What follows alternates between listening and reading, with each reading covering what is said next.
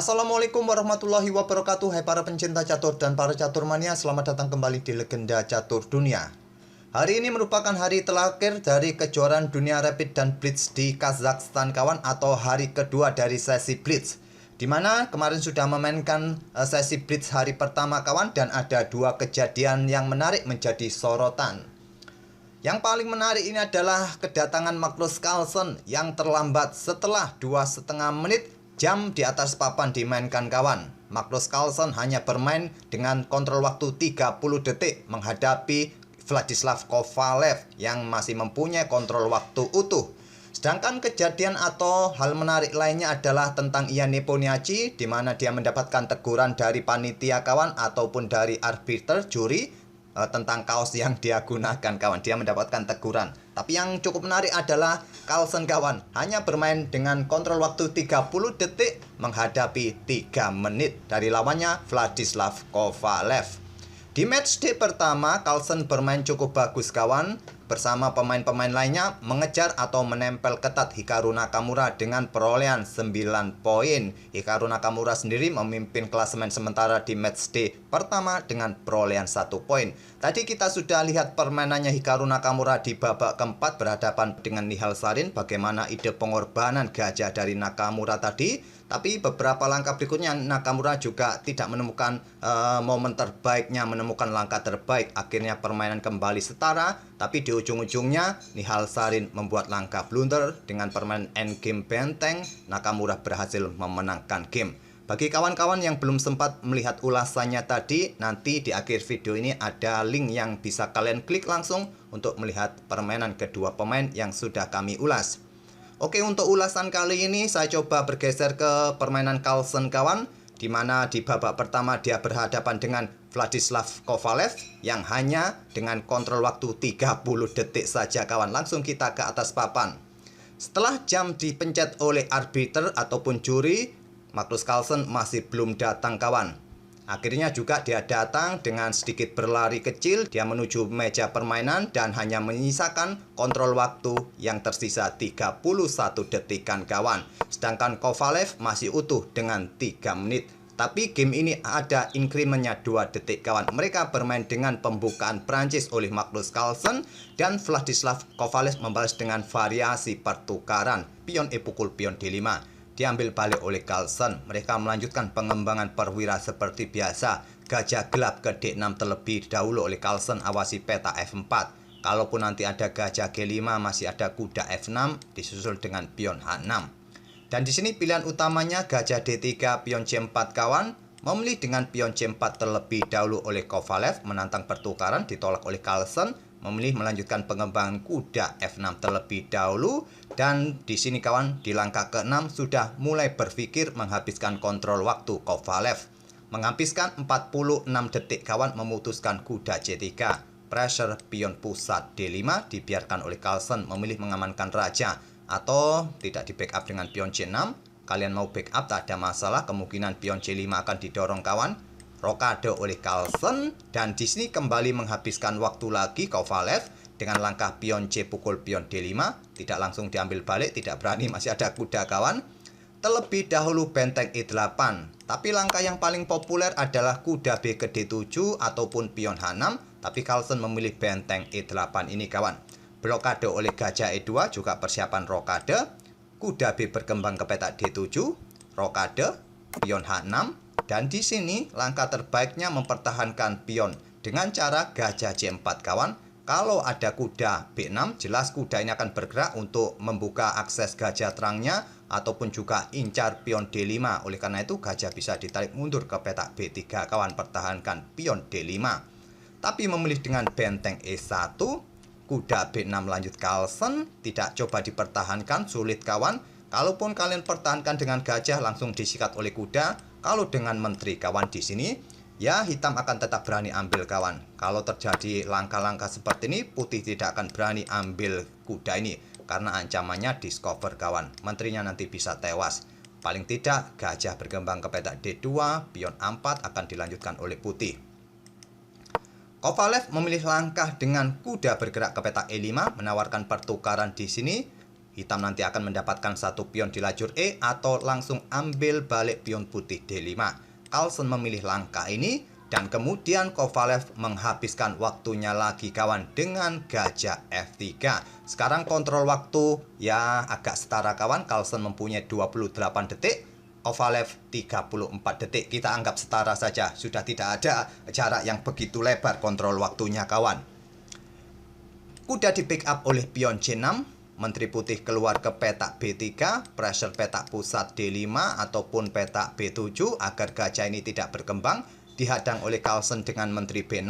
Terlebih dahulu pertukaran kuda didahului oleh Kovalev.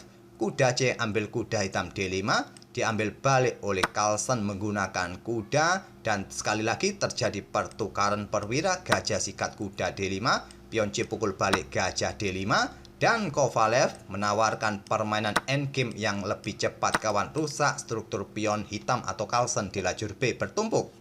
Masih cukup menarik, masih cukup seimbang kawan. Dengan sepasang gajah melawan kuda plus gajah. Permainan berlanjut, gajah D2 mengkoneksikan kedua benteng. Pion F6 usir kuda. Kuda mundur, terjadi pertukaran yang didahului oleh Carlsen, diambil balik dengan gajah. Dia tidak ingin kehilangan pion di lajur A kalau ambil balik dengan benteng tadi kawan. Benteng A4 serang pion D4, di backup oleh gajah C3. Sekarang gajah terang bergerak ke F5, kuda mundur ke E1. Dan di sini Carlsen melanjutkan raja bergerak ke F7, segera menuju pusat kawan. Pion A3, ya jelas mencegah pergerakan gajah gelap menantang pertukaran. Pion B5 lanjut Carlsen, benteng C1 kawan, dan benteng bergerak ke C4 tetap berada di baris keempat. Mungkin persiapan pion ini juga didorong di langkah berikutnya. Dan di sini dijawab dengan benteng D1. Pion B4 dipilih oleh Carlsen. Hitam tadi juga bisa membuat langkah gajah ambil pion A3 kawan. Kalau diambil balik oleh pion B, benteng bisa ambil gajah C3. Inilah jalur yang dipilih oleh Stockfish engine komputer. Tapi pion B4 jalur yang dipilih oleh Carlsen. Pion A pukul pion B4, gajah ambil balik pion putih B4, terjadi pertukaran sekali lagi kawan. Benteng naik ke petak C2, pertahankan pion B2. Carlsen mulai mendorong pion G. Pion G5 oleh Carlsen dihentikan dengan pion F3, juga memberikan ruang bagi pergerakan raja, menghentikan laju pion G. Pion H5 oleh Carlsen, raja F2. Dan di sini pilihan terbaik benteng ini kawan, bergerak ke baris ketiga, menghentikan laju pion. Barulah nanti bisa bermain dengan pion H4, tapi Carlsen langsung bermain dengan pion H4. Pion G3 terjadi pertukaran pion di lajur G. Raja hitam Carlsen mulai naik ke peta E6 menuju pusat, kuda G2. Dan sini mencoba nanti menggarpu gajah, tersisa permainan endgame benteng kawan.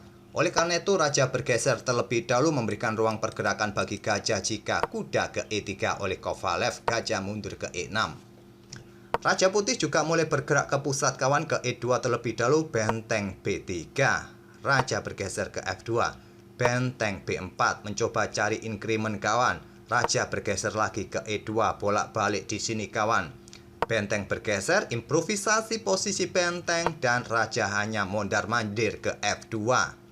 Gajah D7, sekarang pion G4 untuk mencoba menghentikan laju pion ataupun juga menempatkan kudanya nanti di spot peta F5, bisa jadi pilihan bagi putih jika ada kesempatan kawan. Benteng ke A1 menuju ke peta atau ke lajur H, mencoba menekan lewat sisi kanan papan, mungkin dijawab dengan tantangan pertukaran ditolak oleh Carlsen. Benteng kembali naik ke peta D2. Pion B5 mulai didorong oleh Carlsen, raja bergerak lagi ke pusat kawan untuk membackup di sisi kiri papan. Pion B4, raja D3 dan gajah B5 skak, raja C2, gajah C4 untuk mengawal pion B3-nya nanti, dan di sini raja ke B1. Langkah ini merupakan langkah yang kurang presisi kawan. Kalau ingin kesetaraan tetap level permainan, putih bisa membuat langkah menunggu benteng F2 atau langsung menuju ke peta H2. Membuat langkah menunggu atau bahkan melakukan skak di peta F5 kawan. Tapi memilih raja ke peta B1 memaksa benteng ini bergerak, mencoba menusuk mungkin ke lajur pusat ataupun ke sisi kanan papan nanti kawan. Raja lari ke peta C2, benteng E8 ancam kuda, dan di sini bagusnya kuda ini melakukan skak kawan ke peta F5, tapi tidak dengan Kovalev, melakukan pertukaran kawan. Yang sekarang posisi pion hitam sudah mendapatkan posisi yang bagus. Pion B3 siap dimainkan, benteng ini juga siap diangkat untuk membatasi pergerakan di baris ketiga. Dan di sini raja pun punya kesempatan untuk naik ke petak D5, dihentikan terlebih dahulu oleh Kovalev pion D5 dan benteng E3 terlebih dahulu oleh Carlsen. Yang lebih cepat adalah pion B3 terlebih dahulu kawan. Kalau raja naik ingin rebut pion, raja bisa bergerak ke petak C5. Kalau benteng ini naik untuk mendapatkan pion ini kawan, maka benteng bisa tewas kawan. Dengan langkah benteng ini terlebih dahulu melakukan skak. Kalau raja bergerak ke petak D2, kalian bisa untuk ambil benteng ini dan benteng kalian akan tetap aman, akan lebih cepat. Kemungkinan pada posisi ini kawan, benteng putih ini akan bergerak ke petak F2 untuk menjaga pion.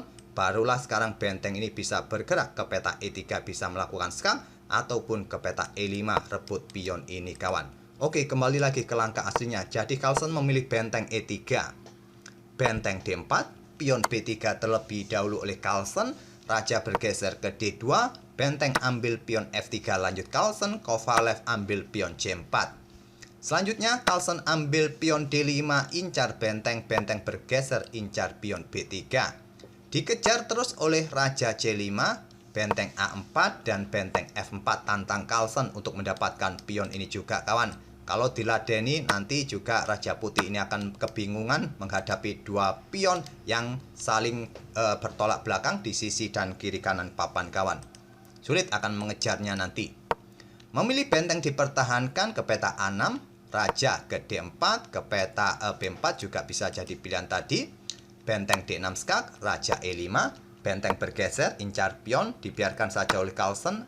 Carlsen memilih ambil pion G4 untuk memberikan jalan bagi dua pion yang terkoneksi ini kawan. Benteng putih ambil pion B3, benteng G2 skak, raja ke E1, dan di sini Carlsen mulai mendorong pion G4, benteng B8, pion F5, pion B4, dan benteng B2 sudah membuat menyerah Vladislav Kovalev. Dan kontrol waktu kedua pemain masih menyisakan sekitar 9 detikan kawan.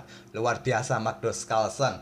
Di awal pembukaan sampai middle game, sampai kontrol waktunya setara, Carlsen hanya memanfaatkan increment 2 detik saja untuk berpikir setiap langkahnya. Cukup luar biasa kawan. Ingatan Magnus Carlsen dalam segala hal pembukaan dia sudah ingat atau mengenal variasi-variasinya agar bisa mengimbangi permainan pemain yang masih mempunyai kontrol waktu yang cukup banyak kawan.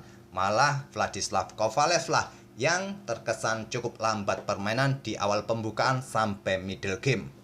Itulah kawan, luar biasanya King Magnus. Dalam beberapa detik saja dia mampu menemukan langkah-langkah terbaik untuk mengimbangi permainan lawannya. Semoga permainan tadi bisa menghibur kalian dan memberikan bahan referensi dalam pembukaan French Defense variasi pertukaran. Kita akan bertemu di video-video selanjutnya. Terima kasih. Wassalamualaikum warahmatullahi wabarakatuh.